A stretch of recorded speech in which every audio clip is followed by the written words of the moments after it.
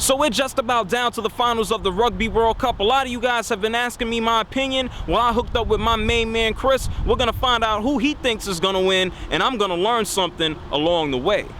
I'm Bear Grylls, and you're watching JRSportBrief.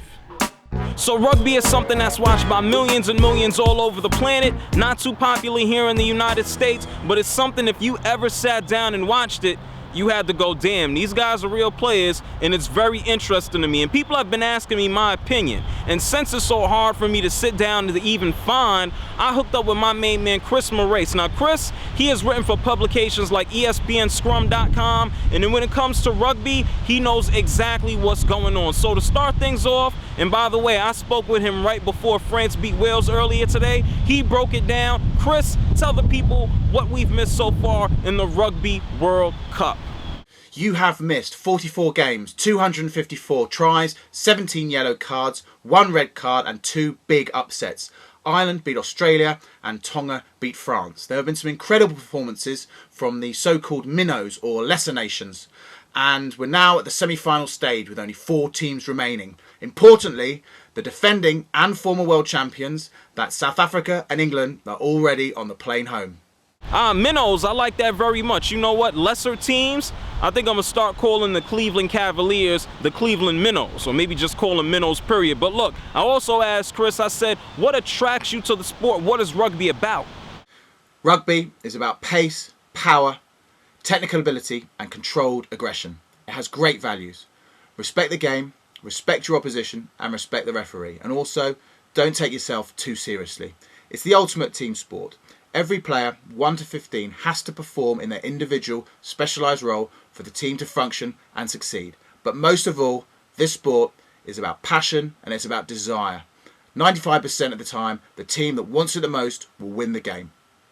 And what I like about rugby is that it's a man's game. I mean, have you seen the size of those guys? But besides that, we got a big matchup tomorrow, Australia and New Zealand. Chris, take it away, man. Who you think is going to win?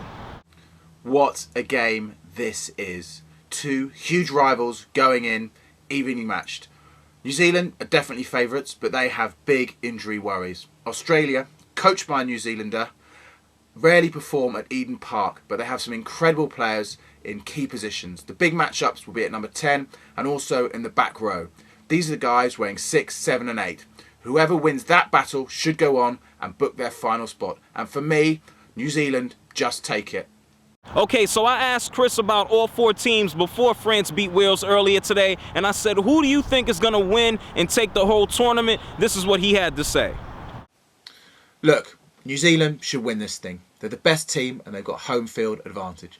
Australia have a big chance, but I think the weight of history will be too much for them in the semi-final at Eden Park. Wales have huge momentum. They're a young side though, and I feel winning the World Cup will just be a step too far for them. France are inconsistent. They've already lost 2 games in this tournament, but they are capable of beating anyone on their day. It's a lot more open than anyone expected, but I see New Zealand lifting the World Cup at Eden Park in a week's time.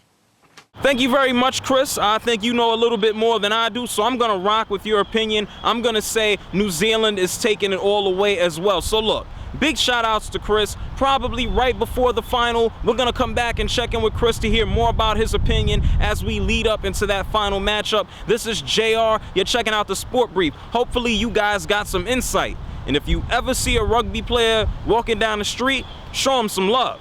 I mean, those guys are like wider than the camera. I mean, those are some big dudes. But right now I'm out.